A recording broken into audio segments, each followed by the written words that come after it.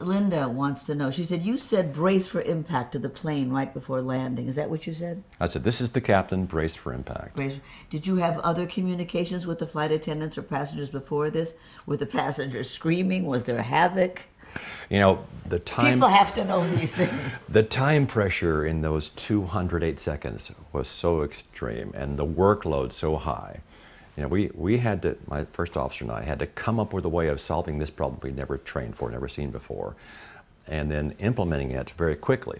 So not only did my first officer and I not have time to have a conversation about what had just happened, I only had time to make one brief announcement in the cabin. But again, because I wanted to sound confident like we had talked about, I chose my words very carefully. So I took probably what was an extravagant amount of time, 3 or 4 seconds, to choose my words before I talked on the PA. And I wanted to identify myself as the captain, as a decision maker. I wanted to sound confident, not agitated.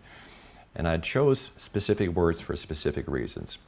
I chose the word brace because in our aviation vocabulary, that triggers in the cabin crew, the flight attendants, their actions. When the captain says brace, that means it's going to be an emergency landing, and then they shout to the passengers, brace, brace, heads down, stay down. And I chose the word impact, which was not something that we're trained to do, because I knew with no engine thrust to make it a more gradual approach like you would normally make to a runway, we were coming down very rapidly using gravity to provide the forward motion of the airplane. We were gliding.